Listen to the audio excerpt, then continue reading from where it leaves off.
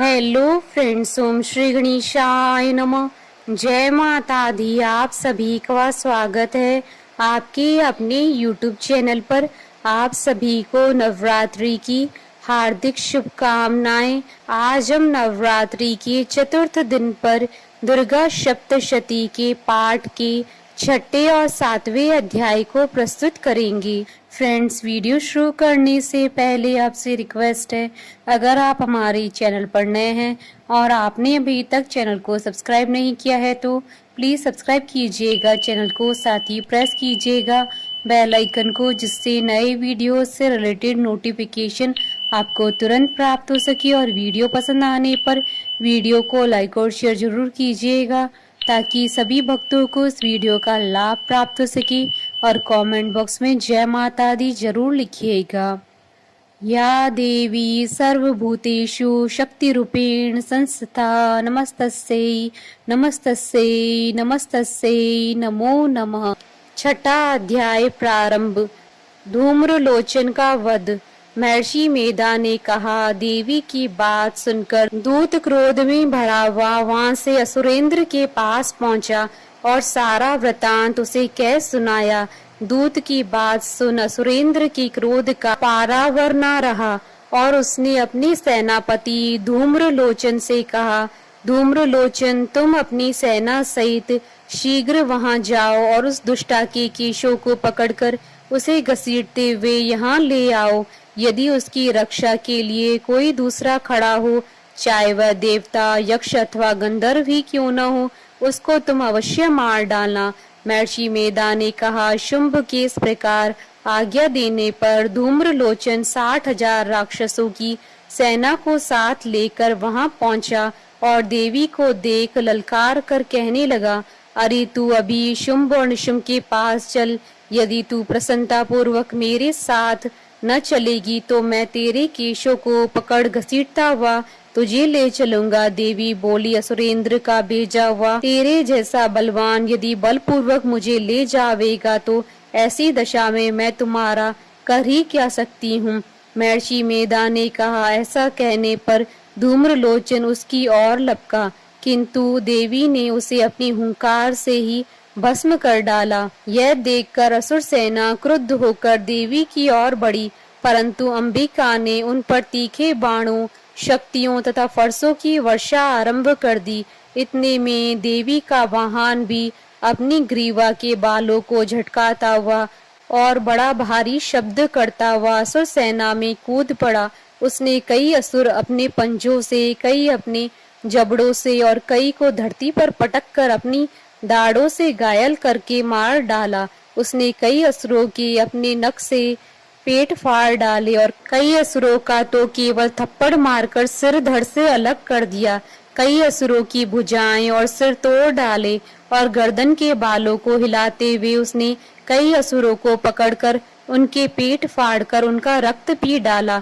इस प्रकार देवी के उस महाबलवान सिंह ने क्षण भर में असुर सेना को समाप्त कर दिया। शुंभ ने जब यह सुना कि देवी ने धूम्रलोचन असुर को मार डाला है और उसके सिंह ने सारी सेना का संहार कर डाला है, तब उसको बड़ा क्रोध आया। उसके मारे क्रोध के होंठ फड़फड़ाने लगे और उसने चंड तथा मुंड नामक महासुरों को आज्ञा दी, हे चंड मुंड, तुम अपने साथ एक बड़ी सेना लेकर वहां जाओ और उस देवी के बाल पकड़कर उसे बांधकर तुरंत यहाँ ले आओ। यदि उसको यहाँ लाने में किसी प्रकार का संदेह हो तो अपनी सेना सहित उससे लड़ते हुए उसको मार डालो, और जब वह दुष्टा और उसका सिंह दोनों मर जावें तब भी उसको बांधकर यहाँ ले आना।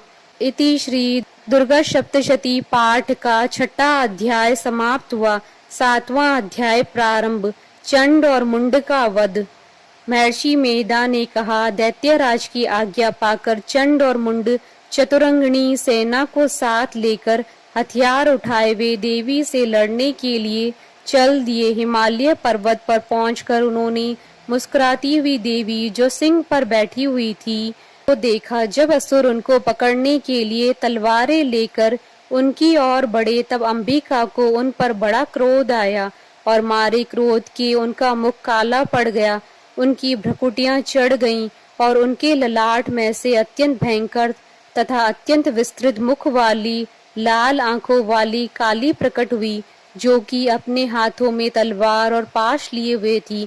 वह विचित्र खड्ग धारण किए हुए थी तथा चीते के चर्म की साड़ी एवं नरमुंडों की माला पहन रखी थी। उसका मांस सूखा हुआ था और शरीर केवल हड्डियों का ढांचा था, और जो भयंकर शब्द से दिशाओं को पूर्ण कर रही थीं, वह असुर सेना पर टूट पड़ी और दैत्यों का भक्षण करने लगी। वह पार्श्व रक्षकों, अंकुशधारी महावतों, हाथियों पर सवार योद्धाओं और घंटा सहित हाथियों को एक हाथ से पकड़ पकड़ कर अपने मुंह में डाल रही थी, और इसी प्रकार वह घोड़ों, रथों, सारथियों व रथों में बैठे हुए सैनिकों को मुंह में डालकर भयानक रूप से चबा रही थीं। किसी के केश पकड़कर, किसी को पैरों से दबाकर और किसी दैत्य को छाती से मसलकर मार रही थीं। वह दैत्य के छोड़े हुए बड़े बड़े अस्त्रों को मुंह में पकड़कर और क्रोध में भरकर उनको दांतों में पीस रही थी। उन्होंने कई बड़े बड़े असुर भक्षण कर डाले, कितनों को रौंद डाला और कितनी उनकी मार के मारे भाग गए। कितनों को उन्होंने तलवार से मार डाला, कितनों को अपने दांतों से समाप्त कर दिया। इस प्रकार से देवी ने क्षण भर में संपूर्ण दैत्य सेना को नष्ट कर दिया। यह देख महापराक्रमी चंड काली देवी की ओर लपका और मुंड ने भी देवी पर अपने भयानक बाणों की वर्षा आरंभ कर दी और अपने हजारों चक्र उस पर छोड़े। उस समय वह चमकते हुए बाण व चक्र देवी के मुख में प्रविष्ट हुए इस प्रकार दिख रहे थे, जैसे मानो बहुत से सूर्य मेघों की घटा में प्रविष्ट हो रहे हों। इसके पश्चात भयंकर शब्द के साथ काली ने अत्यंत जोश में भरकर विकट अट्टहास किया। उनका भयंकर मुख देखा नहीं जाता था। उनके मुख से श्वेत दांतों की पंक्ति चमक रही थी। फिर उन्होंने तलवार हाथ में लेकर शब्द कहकर चंड के ऊपर आक्रमण कर दिया और उनके केश पकड़कर उसका सिर काटकर अलग कर दिया। चंड को मरा हुआ देखकर मुंड देवी की ओर लपका, परंतु देवी ने क्रोध में भरे उसे भी अपनी तलवार से यमलोक पहुंचा दिया। चंड और मुंड को मरा हुआ देखकर उसकी बाकी बची हुई सेना वहां से भाग गई। इसके पश्चात काली चंड और मुंड के कटे हुए सिरों को लेकर चंडिका के पास गई और प्रचंड अट्टहास के साथ कहने लगी, हे देवी, चंड और मुंड दो महादैत्यों को मारकर तुम्हें भेंट कर दिया। अब शुंभ और निशुंभ का तुमको स्वयं वध करना है। महर्षि मेधा ने कहा। वहां लाए हुए चंड और मुंड के सिरों को देखकर कल्याणकाई चंडी ने काली से मधुर वाणी में कहा, हे देवी, तुम चूंकि चंड और मुंड को मेरे पास लेकर आई हो, अतः संसार में चामुंडा के नाम से तुम्हारी ख्याति होगी।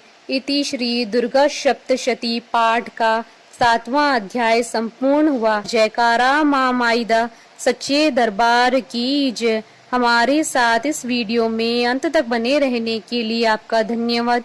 ओम श्री गणेशाय नमः। जय माता दी।